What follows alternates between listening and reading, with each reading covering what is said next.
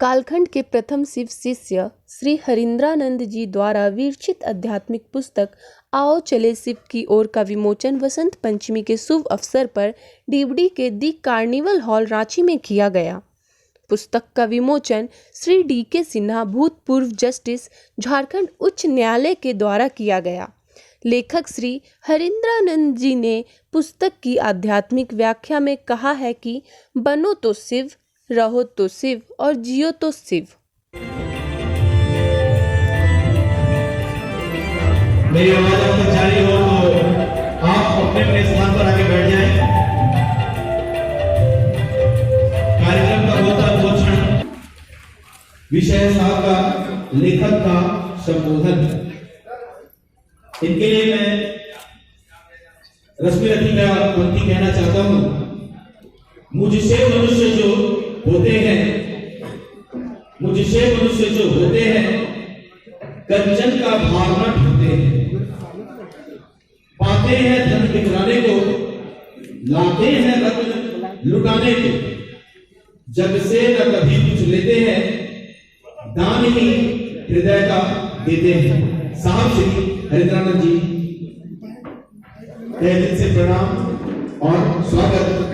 विषय लेखक का संबोधन।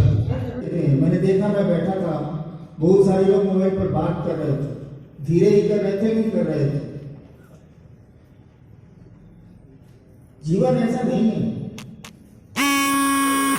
एक पुस्तक है जो आपने पढ़ी भी होगी, अनमिल आखर। उसमें मैंने लिखा है, 2 शब्द मेरे हैं उसमें। मैंने लिखा है, इस दुनिया में रहो, इस दुनिया में रहो, लेकिन दुनिया के हो के मत रह जाओ। यानी दुनिया में रहें आप, लेकिन दुनिया में होकर मत रह जाए। विजय का दिन है और ये पुस्तक आओ चलें शिव की ओर। मैं कई वर्षों से सोच रहा था कि बचपन से लेकर अब तक जो मैंने शिव की दुनिया में और लोगों की दुनिया में अनुभूत किया है,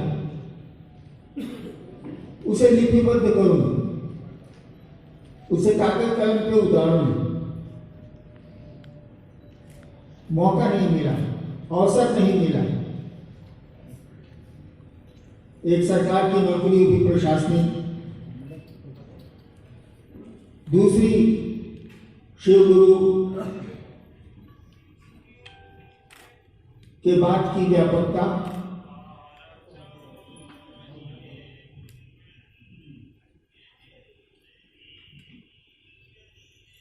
कृपया मोबाइल बंद करें।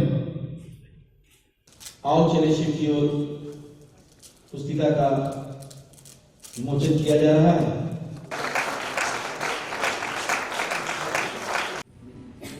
वसंत पंचमी है।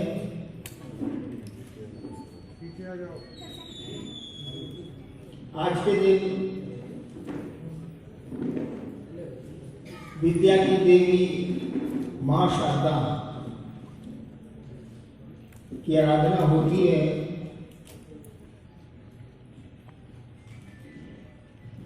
विद्या की देवी कहा जाता है कि आज का दिन है जो अज्ञानता पर ज्ञान के विजय का प्रारंभ है।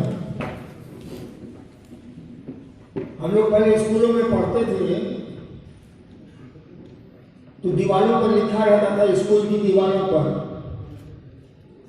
या विद्या सा विद्या या विमुक्त। पता नहीं, अब नौकरी के बाद तो स्कूलों की ओर जाने का मुझको मौका नहीं मिला। सा विद्या या विमुक्त, यानी विद्या मुक्ति का मार्ग भी खोलेगा। वो जीवन मुक्ति का, जीवन मुक्ति की परिभाषा समझते हैं आप लोग? जीवन में मुक्ति, मृत्यु नहीं। जीवन मृत्यु का अर्थ होता है जीवन में मुक्ति, यानी भोग रहते, इच्छा का नहीं होना। जीवन मुक्ति का अर्थ मरना नहीं होता। जीवन मुक्ति का अर्थ होता है भोग रहते। जुड़े हुए लोगों के लिए क्या संदेश है जो झारखंड के जो कहीं कुछ दूरवर्ती इलाके में रहते हैं या देश भर में रहते हैं, उनके लिए क्या संदेश है? देखिए, इस पुस्तक के माध्यम से अगर जो लिखा साहब श्री हरिनाथ जी उन्होंने ये लिखी है, उनके हस्तलिखित उनके द्वारा ये पुस्तक है।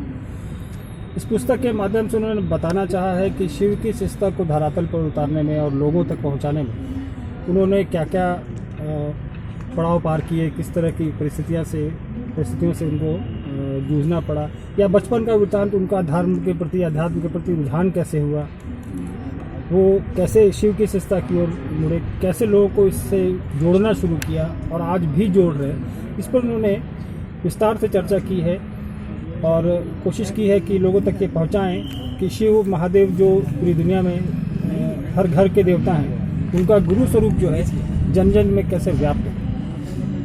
कोरोना काल के बाद ये हमको लगता है साल भर के बाद ये कार्यक्रम है, काफ़ी डिस्टेंसिंग के साथ तमाम जो हिदायत कहें उसको लेके कर रहे हैं। जैसे और लोगों के लिए जो लोग कहीं में सिर्फ शिष्य को मानते हैं, सिर्फ परिवार से जुड़े हुए हैं, उन लोगों के लिए क्या संदेश है? देखिए, जब से लॉकडाउन शुरू हुआ मार्च से, हम लोगों ने आधिकारिक तौर पे जो हमारी संस्था है उसके माध्यम से पूरे देश में और देश के बाहर भी जहाँ शिव चर्चाएँ होती हैं, उन लोगों को जो प्रॉपर गाइडलाइंस है कोविड-19 का उसका पालन करने के लिए कहा। और हम लोगों ने खुद भी पूरे इस लॉकडाउन पीरियड में कोई कार्यक्रम नहीं आयोजित किया, नॉट ए सिंगल, इवन अपना आधिकारिक तौर पे पूरे देश में कहीं नहीं हुआ।